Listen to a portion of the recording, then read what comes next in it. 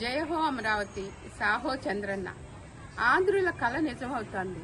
అమరావతి శాశ్వత రాజధానిగా, ఆంధ్రప్రదేశ్ రాజధానిగా ఇవాళ ఢిల్లీ పార్లమెంట్లో గౌరవ ప్రధానమంత్రి గారు నరేంద్ర మోడీ గారి సారథ్యంలో, అలాగే జనసేన అధినాయకుడు పవన్ కళ్యాణ్ అన్న, మన సిబిఎన్ గారు, Amaravati founder of Amaravati, father of Amaravati, iconic leader of Andhra Pradesh.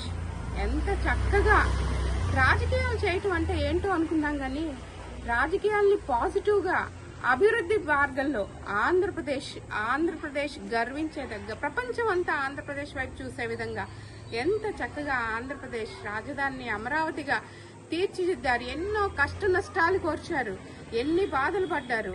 చివరికి జైలు జీవితం కూడా 57 రోజులు 70 ఏళ్ల వయసులో చంద్రబాబు నాయుడు గారు ఎంత జాగ్రత్తగా లాక్కొచ్చి అమరావతి రైతుల త్యాగాలకు ప్రతిఫలం. జయహో అమరావతి, సాహో చంద్రన్న.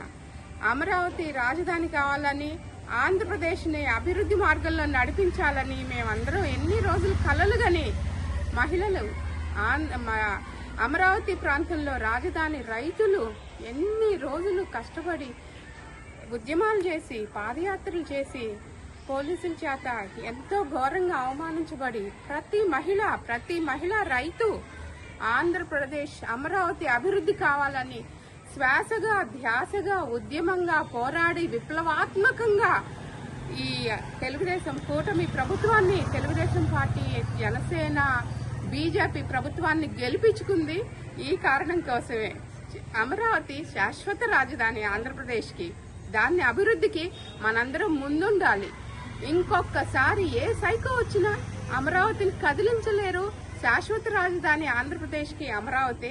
మనందరం కలిసికట్టుగా ఎన్ని కంపెనీలు వచ్చినా ఆంధ్రప్రదేశ్ అమరావతి బాగా వెలుగులు విరజిమ్మాలని ఆశిస్తూ, ఆకాంక్షిస్తూ సైనింగ్ ఆఫ్ మీ సోదరి doctor Kalpana Panchamarthi. Thank you.